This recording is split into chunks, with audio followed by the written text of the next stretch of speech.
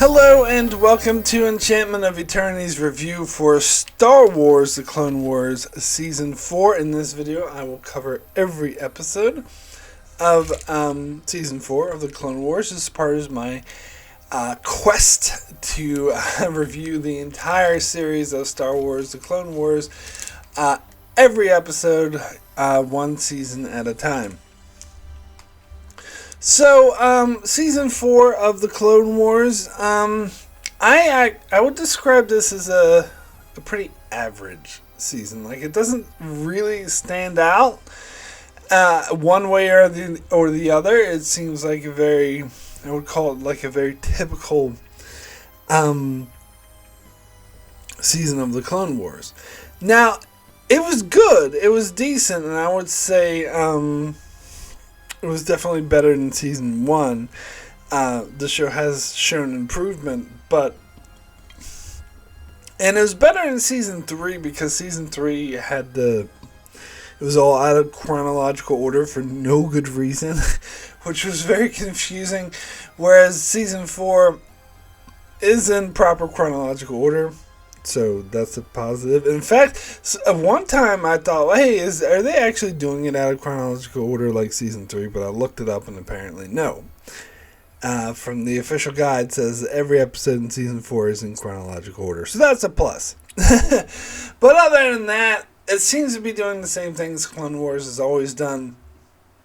Having a bunch of 2-parters and 3-parters and following different characters throughout, which is something I always like that the show does, that it doesn't always focus on Anakin and Obi-Wan and Ahsoka. Like, they mix it up. Sometimes they focus on a random Jedi. Sometimes they focus on, Rex and the clones. Sometimes they focus on the bad guys like Ventress and Dooku. And sometimes they focus on R2-D2.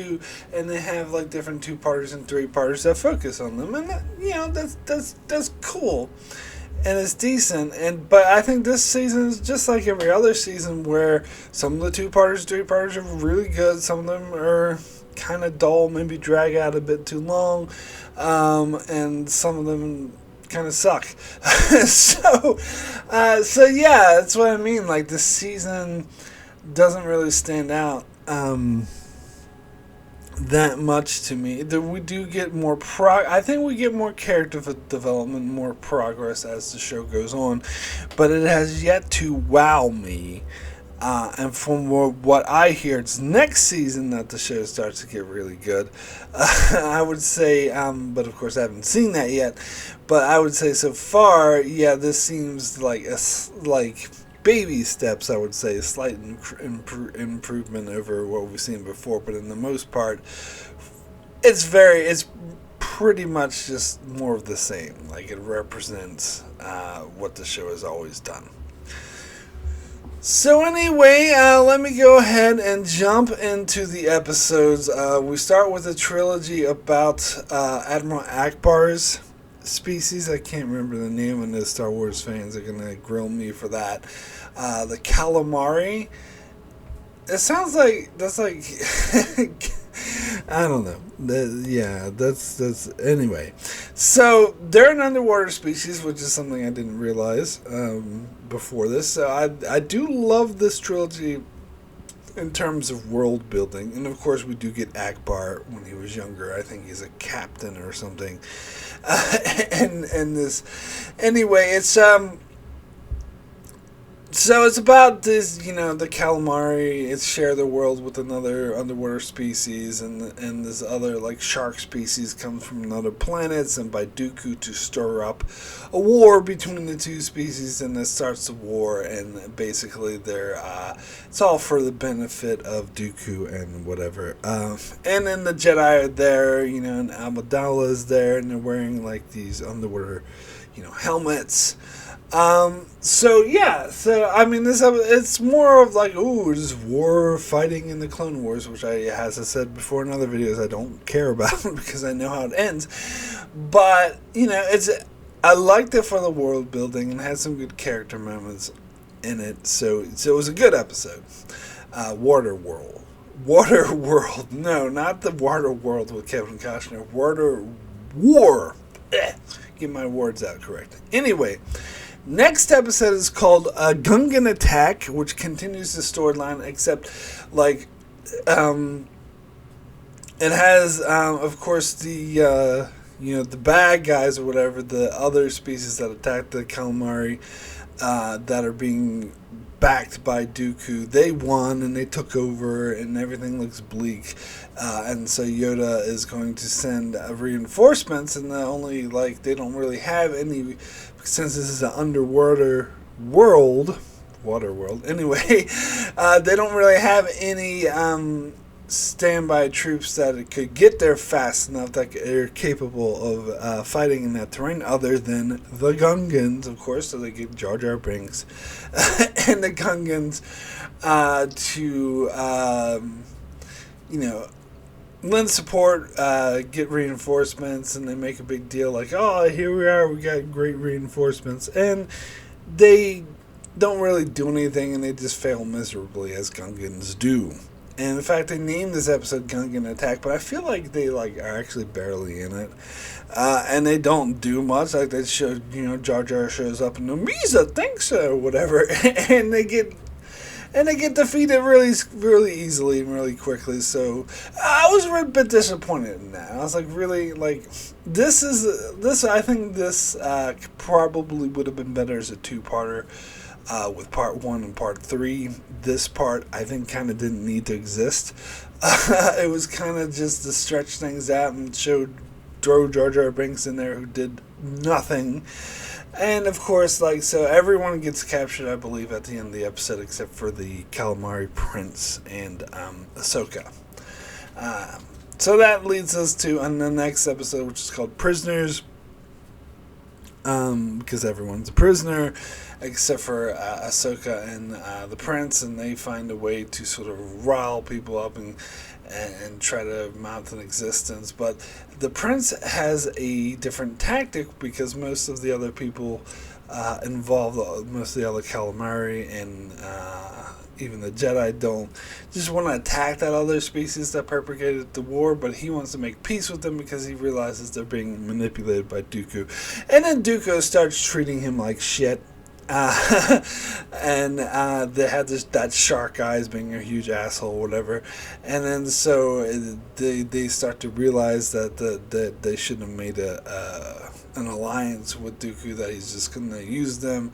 And so that makes it easier for the Prince to turn them onto their side. And so both sides fight against Dooku and his forces, and they're easily defeated. That big shark guy, who's a bit annoying, I don't know, but anyway, I think they kill him in this episode. So anyway, yeah, it was a good episode. I did enjoy it, and I did like this. As I said, it was really good for world building. Next episode is called Shadow Warrior. I gotta be honest. Can I be honest with you? I fell asleep during some of this episode, and I had no desire to go back and watch what I missed because it looked terrible. First of all, it seems to contradict the previous episode. That's why this is part of what I thought might have been out of chronological order, because we just saw the Gungans work in tangent with the Republic and be good friends. In this episode, all of a sudden the Gungans are feuding with the Naboo. I don't know what they're called, Nabooians, whatever, Amidala's people. All of a sudden they're feuding with them and they want to join the Separatists. What?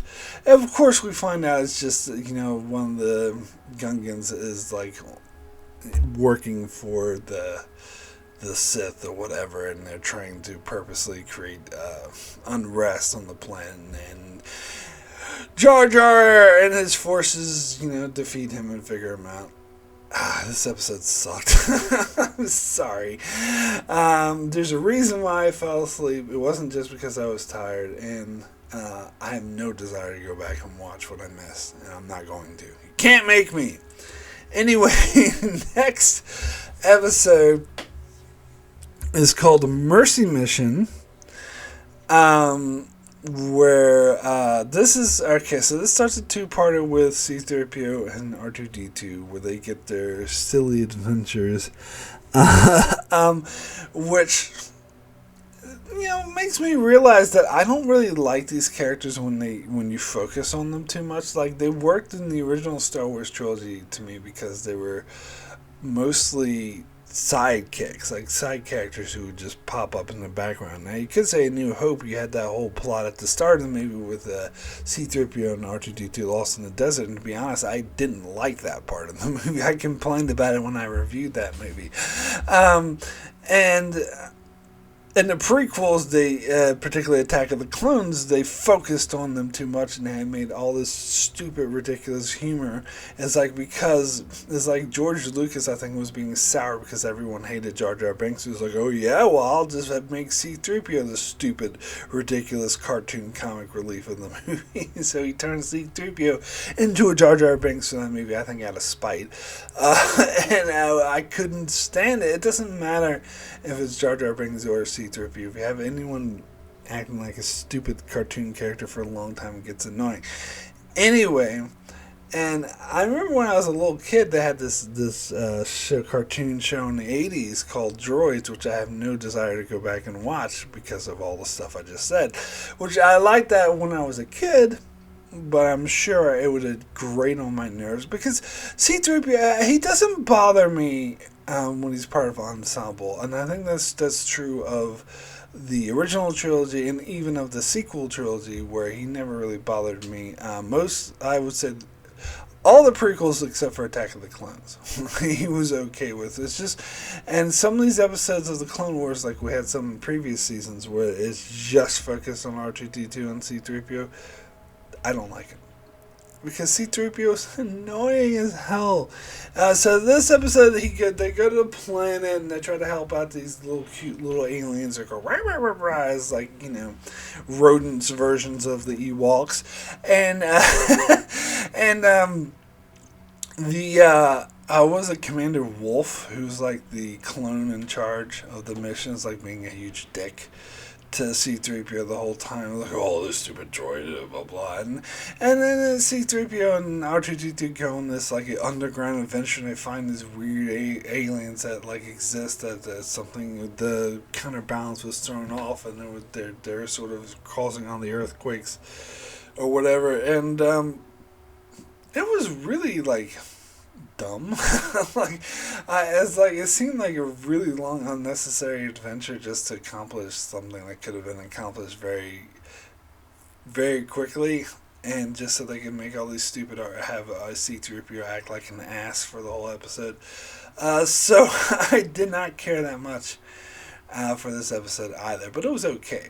But then we get into the next episode, Nomad Droids. Now, this episode grated on my nerves a lot more than the first episode. This is kind of the second part where C-3PO and R2-D2 are on their way back from that mission, but something happens and they have to like abandon the ship, and they end up going from planet to planet and encountering like these different aliens, like, and like they encounter at first these tiny little aliens that have their own like society, and R2-D2 accidentally, like, C-3PO knocks R2-D2 over, and he like smashes their leader and kills him, and the rest of them like, yeah, let's rebel.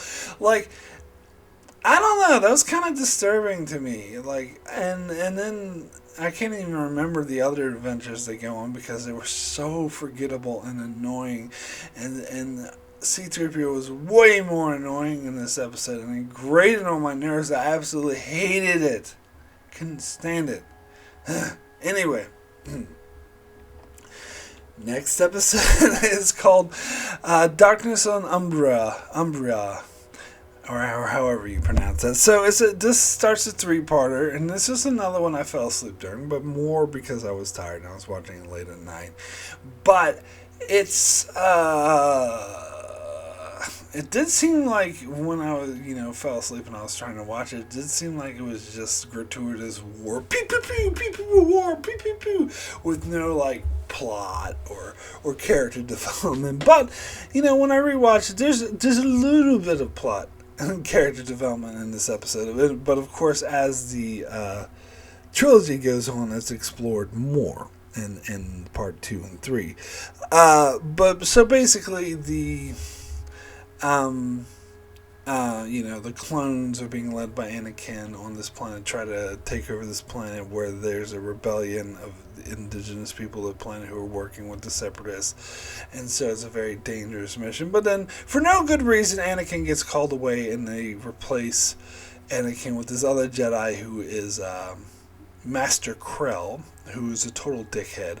At first the clone's like, oh, he's such a great guy, we heard great things about him. And he shows up, and he's being such a racist, bigoted asshole to the clones. Like, oh, you stupid clones, I don't want to listen to you, you're just a clone. Why don't you just go sacrifice yourself? I don't care about you. I thought when they sent it, because I know this show likes to focus on different storylines, different characters, so when they sent Anakin away, I was like, oh, so we're going to get this other storyline of why Anakin was called away, and we're going to see the Chancellor, talking to Anakin, sending him on his own, adventure. But no, they just completely ignore. We just don't see Anakin for the rest of the three-part. They never explain why he was called away. I guess one could infer, knowing that, Palpatine is Darth Sidious, that he did it on purpose to replace him with Krell, who is working with the Separatists, as we will find out. But that's not good enough to me. I would have wanted a whole other storyline to explain why Anakin was called away. So anyway, so the general keeps sending all the clones on all these missions, and the clones are starting to realize that something is wrong. But the commander, Rex, I believe, is staying true and no, we got to follow orders. We can't be disobedient. We got to stick to the chain of command. And this is repeated throughout this three-parter. So I'll get to the next episode, which is the general, which again continues on with the Krell continues to be incredibly reckless, which is so obvious that he's the bad guy here. And so again, this is another three-parter. I think would have been better as a two-parter, because I liked it, particularly the second and third part, but I think it did drag on for too long, and they were repeating the same beats over and over again. But in this episode, we did get a lot of interesting character interactions between the clones, and sort of the discussions and arguments of whether or not they should do something about Krell, who's obviously just being reckless. And every single time they go on a mission, and Rex is like, okay, here's a strategic, brilliant way to do this. We, hide in the corner, we attack from this, or we deliver. And Krell always ignores them, and is always like, no, just go straight up and attack him. And it's so obvious that he's purposely trying to lose. It's so obvious. And again, that would have been fine if they didn't, but they repeated that beat way too many times and started to get a bit repetitive. So again, it would have been better as a two-parter, but I did like the interactions with the clones, what should we do about this? Should we rebel? And some of them thought, no, that's, treasonous, while others thought, no, obviously he is doesn't care about clones. But, the funny thing is, none of the clones actually floated the idea that he was actually working with the Separatists. They thought that he was just bigoted against clones, which obviously he was, and just being incompetent. But, for me, it was obvious that he wasn't, especially the way they were building him up as this brilliant commander, that he wasn't incompetent, that he was being incompetent on purpose, because he's working for the other side. But anyway, well, to be clear, not exactly working for the other side, but I'll get more into that when we get to the third episode, which is called Plan of Descent. This is when they finally confront Krell about and decide to arrest him, because he wants to execute two of the clones for doing the right thing and winning, but of course he doesn't want to win. And so they're really starting to realize that something's up, and they're really starting to realize that he's being reckless with their lives and purposely trying to kill them. So finally they decide to take action against him, but of course he's a badass Jedi, so he kills a whole bunch of them and tries to get away. But this shows the ingenuity of the clones and how they finally managed to outwit him and capture him, in the whole time. And then he admits that it's not necessarily that he's working for Dooku, it's more that he's working for Darth Sidious, who, as we know from, having future knowledge, Darth Sidious isn't really a separatist. He's playing both sides. He's controlling the Republic and the Separatists in order to bring about, this evil empire. And so Krell seems to have knowledge of that, and he kind of drops information about how, he doesn't give a fuck about the Separatists or the Republic. He wants to be a part of this incoming empire that's coming. He's like foreshadows it, which has audience members. We know exactly what he's talking about because we saw the future of what's going to happen, but of course the clones don't really know what he's talking about, which I liked. I thought that was really cool.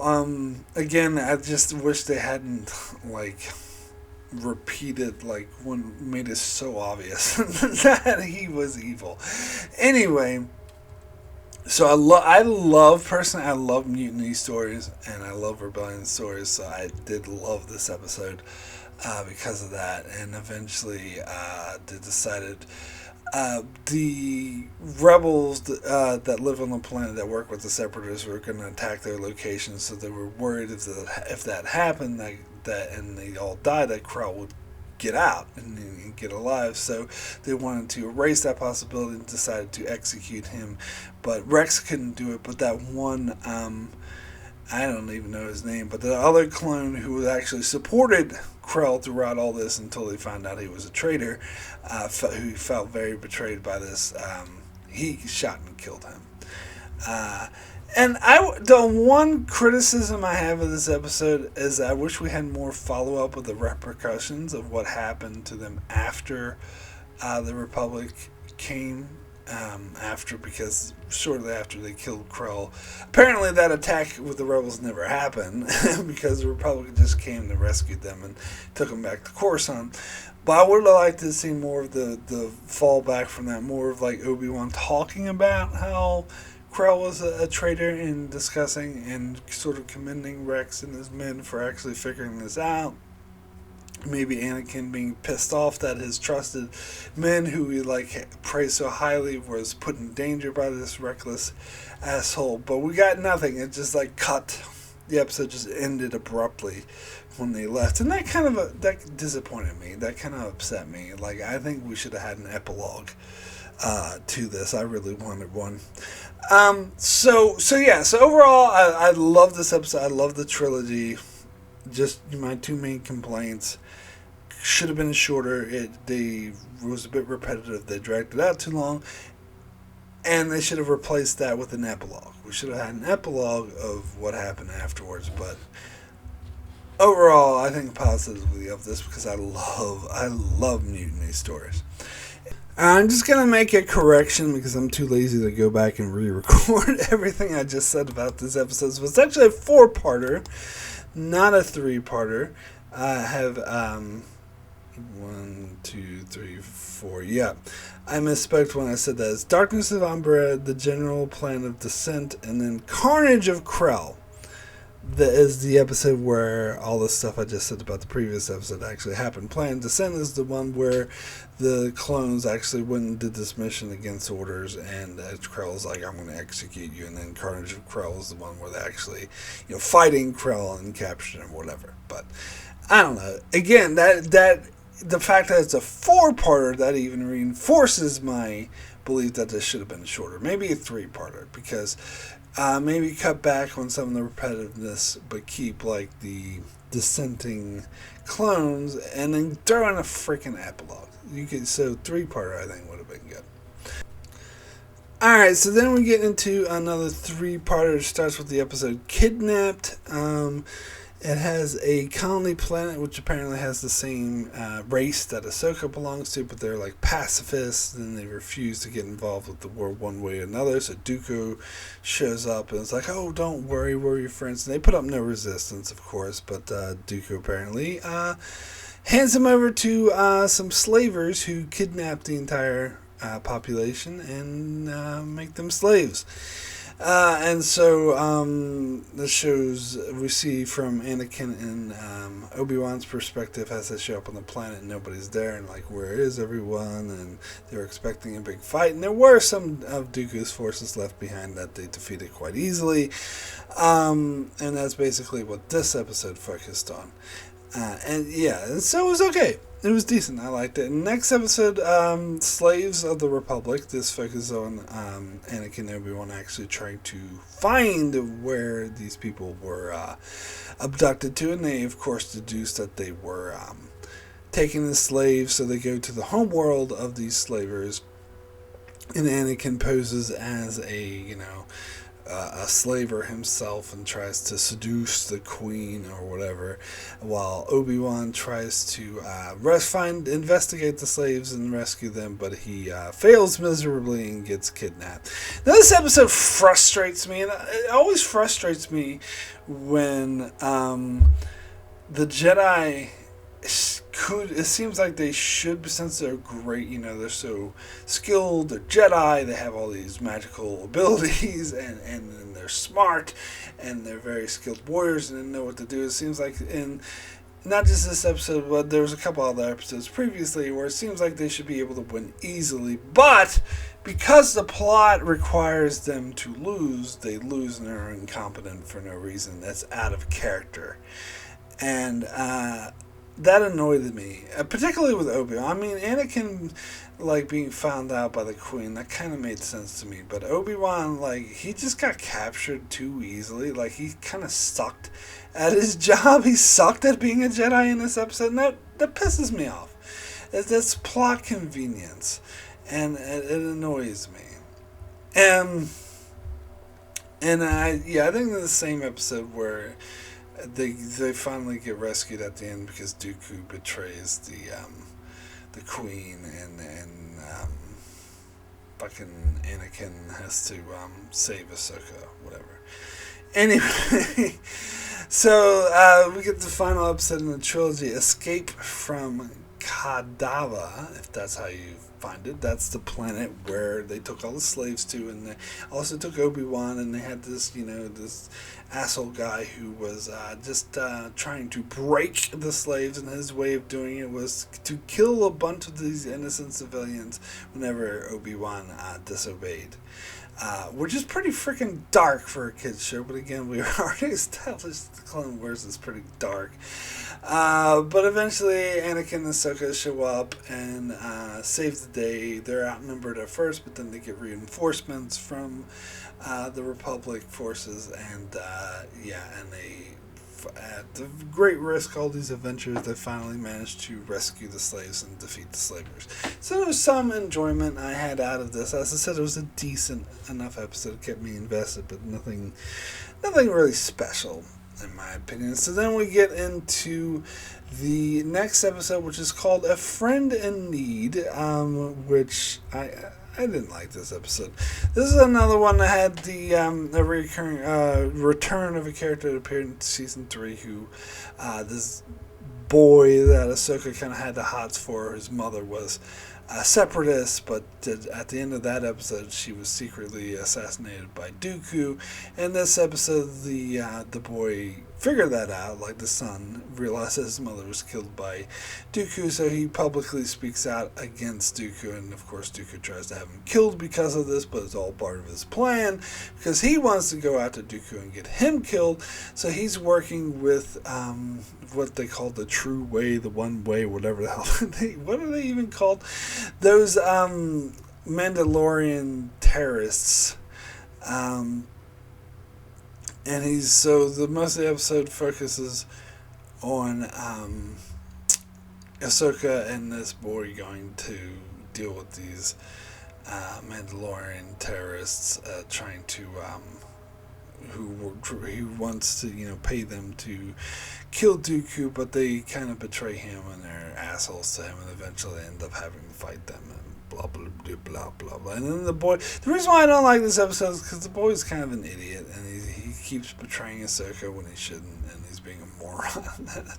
Again, find that frustrating. So anyway, we get into the start of the next 4-parter, I believe it is, which starts with the episode Deception. This is where Obi-Wan takes his face off.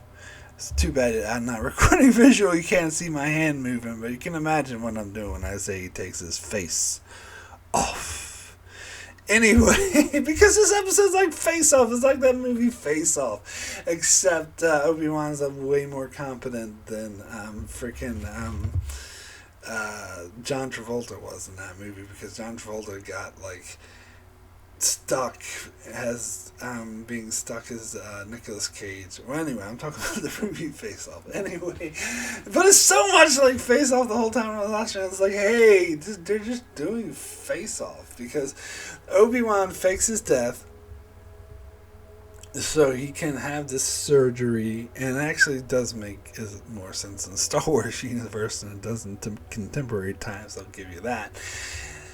To look exactly like the assassin who supposedly killed him, and he steals his identity and he gets sent to prison so he can infiltrate this guy who is trying to kill Palpatine, and he's working with Dooku and he's trying to assassinate him, and he ends up working with that one bounty hunter dude that I really don't like very well. This episode was it was okay, but the whole time I was watching, it's like he's taking his face off. Anyway, next episode is called Friends and Enemies. I like this one a bit better. It gets more into Obi-Wan while he's undercover. He actually gets good with the assassin dude and the bounty hunter dude, and the bounty hunter dude's being a dick to Obi-Wan the whole time because he suspects something's Cad Bane, is that his name? Anyway, he suspects something is up with him, which he's correct. But and in this episode, and I wonder, no one would know about Palpatine. I wonder if he purposely did this, but it seems like their whole plot was to try to assassinate Palpatine. It doesn't seem like he would want to help them. But he tells Anakin, because Anakin doesn't know that Obi-Wan's undercover. He thinks he's dead. But Mace Windu and Yoda, they're in on it. They know. They're still in contact with Obi-Wan. But Anakin has no idea, and Palpatine tells Anakin, oh, this is where the guy who killed Obi-Wan is. Here you can go and kill him, because the Jedi aren't doing enough to kill him. Which, of course, they're not, because they know it's Obi-Wan. So Anakin and Ahsoka go to kill him, and then it's actually Obi-Wan that they're trying to kill, but they don't know it because he has his face off. I mean, he's under disguise. So I like that. That was a nice tension with this. With this episode that I really appreciate. Plus, it showed more of him being undercover and having to, walk this thin line of keeping his cover and while trying to infiltrate them. It was really cool. Really liked this episode. So then we go from Face Off to Squid Games when we get to the next episode, which is called The Box. Now, I know, obviously, I'm not dumb. I know this came out way before Squid Game. But, you could even say Hunger Games or whatever, but I really did not like this episode. Talk about one episodes that are unnecessary. This episode was completely unnecessary. You could take this 4-parter, take this episode out entirely, and make it a 3-parter, and it would actually be much better. Not only would you not lose anything, it would actually be better, because this episode's stupid.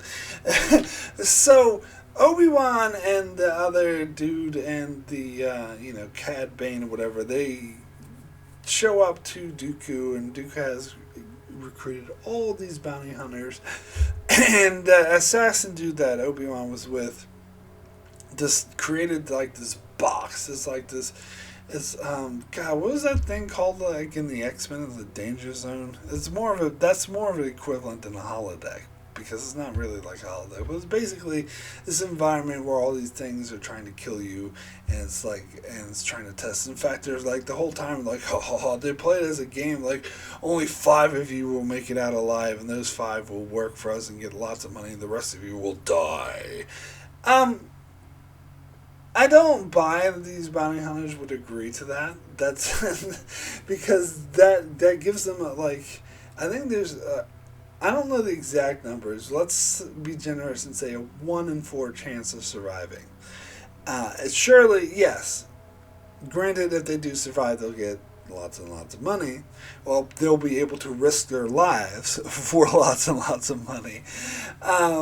But there's only 1 in 4 chances. I don't think these bounty hunters would agree to this. But of course, in this episode, they're all acting all badass. Like they're certain, yeah, I'll win, blah, blah, blah, blah.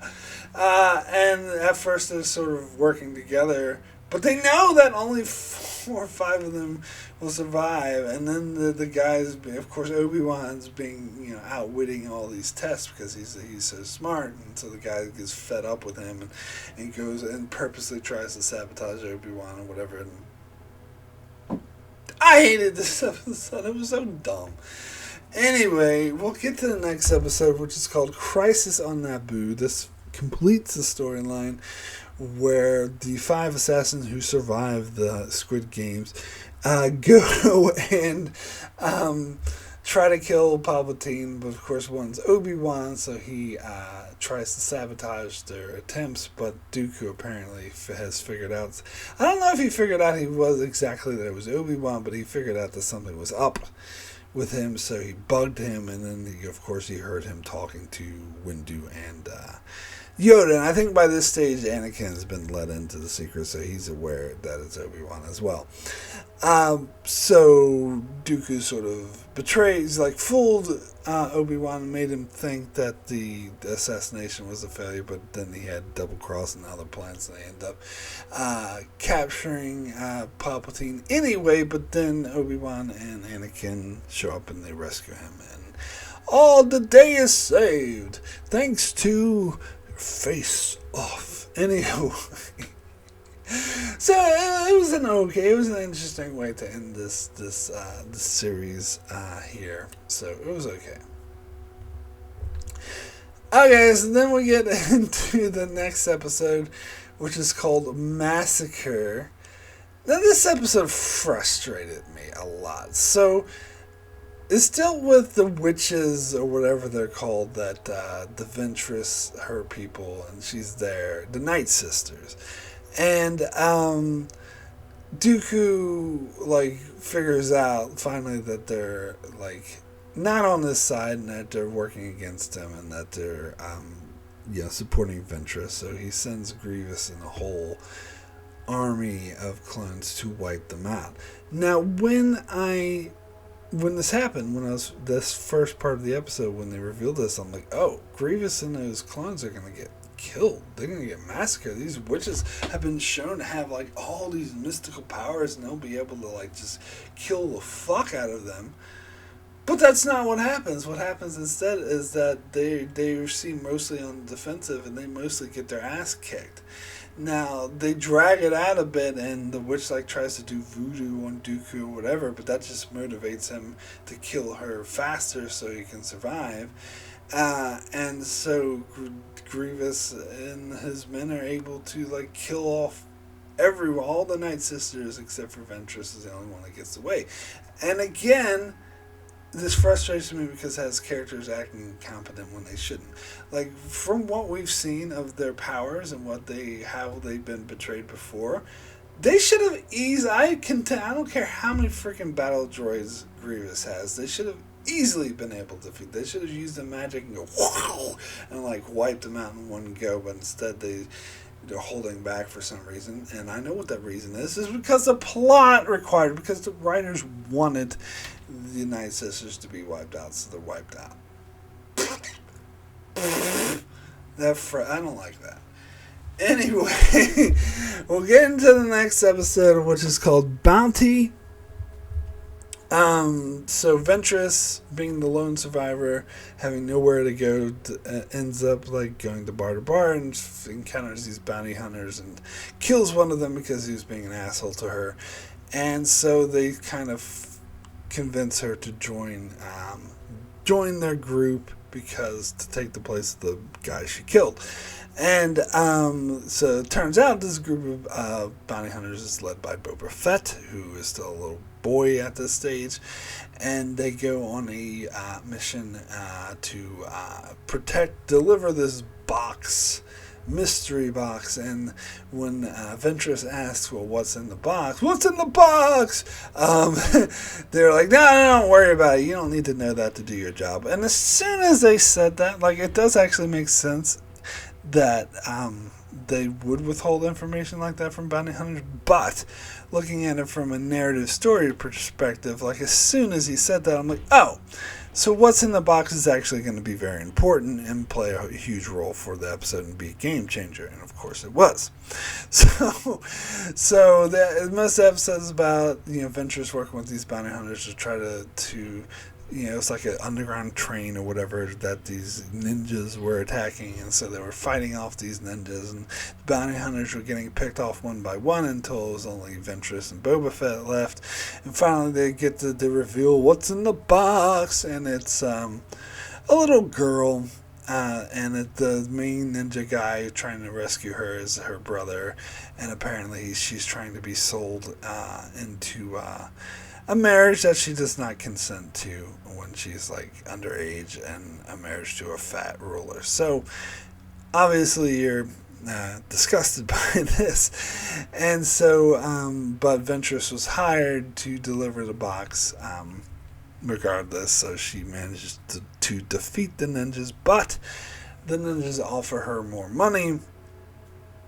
to betray the other dudes, and so she does, and when the dude goes to open up the box, Boba Fett is in the box, and she let the girl go and return to her brother and family. So it's supposed to be a happy ending, but Ventress's motivations aren't pure. So it makes it kind of interesting. Again, much darker for a kids show, but whatever. Anyway, it was a decent episode.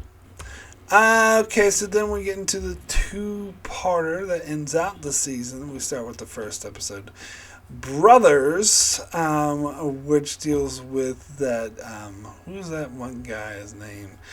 I can't remember the dude's name, but the dude who,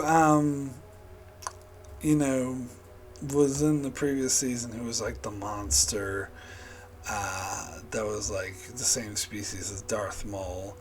And Ventress had used him as the monster, and he eventually betrayed her. And in this episode, he's looking for Darth Maul, who's his brother, who he thinks is still alive. And the big reveal, he is still alive. He's like this. He has spider legs, and he's on this random planet. And at first, he's the brother has to convince him who he is because he's kind of crazy. And then once he brings him back, he says, "Oh, let's go on a quest to get revenge on Obi-Wan." While in the meantime, Ventress is trying to kill that dude. Which leads to the finale, Revenge, where Darth Maul is confronts Obi-Wan, and Obi-Wan teams up with Ventress too, because she happens to be stuck in that situation, and they team up to fight off Darth Maul and his brother. Now, let me talk about Darth Maul. So, I've known this for a long time, even before I saw Solo, that Darth Maul was brought back to life in the Clone Wars, and that he got spider legs or something. As soon as I heard that idea, I was like, well, that's kind of part of the reason why I didn't want to watch Clone Wars, because that sounds dumb. That's very cartoonish to me. I mean, we saw him cut in half. And it seems like they mainly did this because a lot of people were saying, like Darth Maul. I was like, oh, he's a great villain. He's a great character. Why'd they kill him off? We should bring him back. And so they brought him back to make the fans happy. And this episode kind of plays on that. I was like, ooh, look, it's Darth Maul. Oh, my God. He's back to life. Isn't that cool? But I never liked Darth Maul.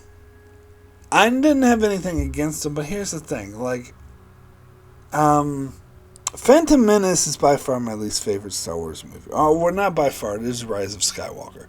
But before Rise of Skywalker came out. So now it's kind of... I think I'd still put Phantom Menace below Rise of Skywalker, but it's close. I've heard a lot of people say they thought Attack of the Clones is worse than Phantom Menace. I completely 100% disagree with them, just for the main fact that Jar Jar Binks is barely in Attack of the Clones and he's fucking everywhere in Phantom Menace. That by default makes Phantom Menace a worse movie. I don't care about Anakin being all creepy and the stupid teenager and creepy bad romance dialogue they have in Attack of the Clones. That's nowhere near as bad as the Jar Jar Binks shenanigans and Phantom Menace. And some people bring up the pod racing as a positive. To me, that's a negative. That's another reason why Phantom Menace sucks. I hate that pod racing. It went on for way too long. It was a total waste of time. It was stupid. So, and the whole Anakin defeating like a starbase by accidentally flying in a ship, and it was so dumb. There's so many things wrong with the movie. The only positive I can see about the Phantom Menace is Qui-Gon Jinn. That's it. But other people bring up Darth Maul as a positive of the Phantom Menace. So it's like, oh, Darth Maul was in the Phantom Menace. He was such a badass. And here's the thing about Darth Maul. He is just a nameless minion.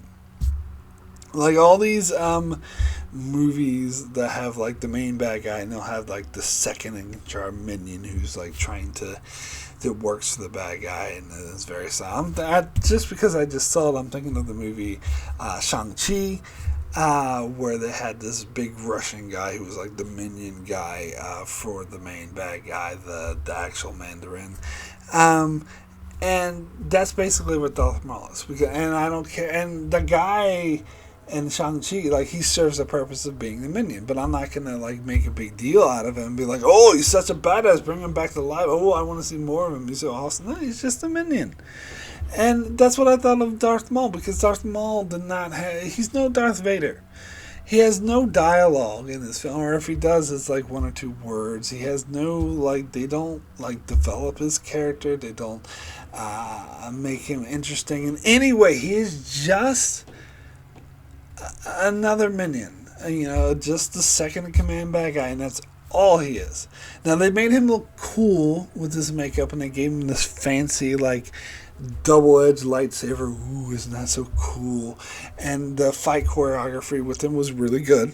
Definitely better than what they did with the original trilogy. But that doesn't make him a great character. Like, I feel like what we see of him, and at least, obviously I haven't seen the rest of the Clone Wars yet, but what we see of him in these two episodes, he seems like a totally different character because they never developed him in the Phantom Menace. He was just a nameless, faceless minion bad guy who I think rightfully dies at the end of the movie because that's the only purpose he served. But a lot of fans tried to make him be a bigger deal and a more important character than he was, just because they thought he looked cool and his lightsaber looked cool and his fighting choreography was done well. I'm not buying that. So I think the whole idea of bringing him back to life when he was like split in half is dumb. Flat out. Now, I am told that the stuff involving him in the rest of the series is really good, and I will take that at face value. You could definitely see that being the case, but my argument would be you could have just created another character to fill that role. And then and I don't really buy his revenge quest for Obi-Wan either. So I think, and it's just so dumb to bring him back in life after he's been split in half. So I'm not for it. I'm not impressed. I'm not interested. If they do great things with this character going forward, I'll be open to it, and I'll enjoy it if it's done really well. But I will still contend they could have just created another character to fill that role. But of course, I'm speaking and having not seen it yet, so maybe some things will be very specific to Darth Maul, but I kind of doubt it. Like, if what could be suspicious, the fact that he has Sith abilities, they could have created another character for that. The fact that he has a grudge against Obi-Wan, they could have created another character for that. So I don't know. As for these episodes were fine, I guess. Like, I don't have an issue with them, but I really wasn't that like psyched for them involved with it.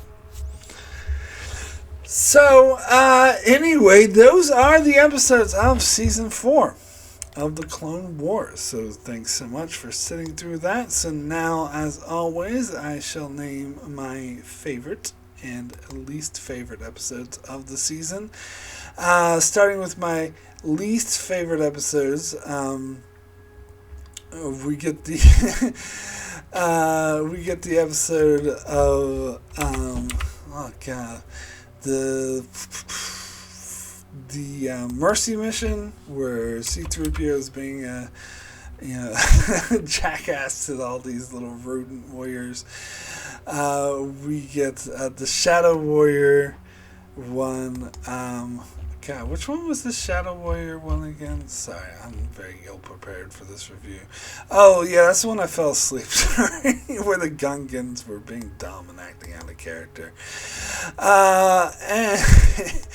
And also, we have Kidnapped. The one, God, which one was that? Kidnapped. God, I'm so ill prepared for this.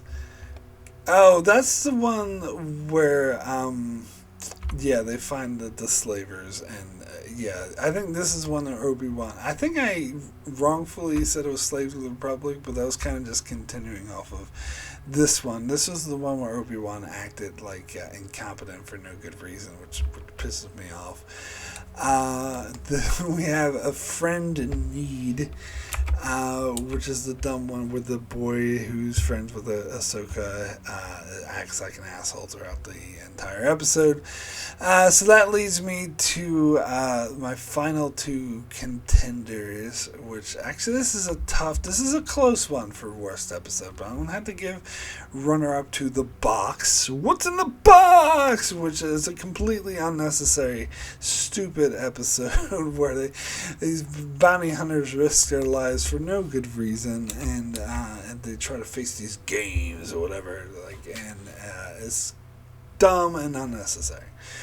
But as for the worst episode of the season, I'm going to have to go with Nomad Droids, the one where C-3PO was absolutely unbearable, and they just jump from planet to planet for no good reason, and R2-D2 recklessly kills the monarch and throws their society in chaos, and they don't really care.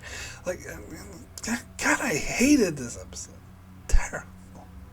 Anyway, let's now get into the best episode of the season. What is the best episode of the season? So I think you got quite some really good episodes this season. I'm mostly staying to the two 4-parters, the one with Krell. So I'm gonna name the three: the General, Planet Descent, and Carnage of Krell were all great episodes, and Crisis of Naboo. Getting into the other 4-parter, all the ones except for The Box. Well, mainly no, Crisis on Naboo and Friends and Enemies. The Deception, the face-off one was kind of dumb. But the other two, Friends and Enemies, where it dealt with Obi-Wan actually being undercover and Anakin trying to kill him, and the conclusion where they saved Palpatine. So those basically are the better episodes of the season. But out of those episodes, I'm actually going to pick Carnage of Krell as the best episode of the season. As I said, I love mutiny storylines, and this is a storyline where they finally arrested Krell. They revealed that he was evil, and there was such an amazing dark fight scene where he was just killing clones like crazy, and they have to actually kill him in order to prevent him from getting free. It dealt with hard questions, hard choices, and it dealt with the issue of, do you follow orders blindly or do you follow your conscience? It's really complex for a kids show, done really well, so that I'm gonna have to name that as the best episode of the season. So my rating for season 4 as a whole, I'm again being kind of repetitive myself here, because it's the same rating I gave season 2 and 3, but it fits. I'm gonna give season 4 out of 10 a 7. Very good. It's has its low points, has its high points, but as I said, pretty much like every season, like it's splitting up to all these different 2-3 parters that follow different viewpoints. Some of them really work, like the whole Krell thing, because it dealt with issues of mutiny, and the whole like Obi-Wan going undercover was pretty awesome. The ones with like Darth Maul and Ventress, those were okay. Those are decent, and the water one with the deal with the Akbar, that was good too. But then it had crappy ones like the freaking android, like the R2D2 one, which was so stupid, or the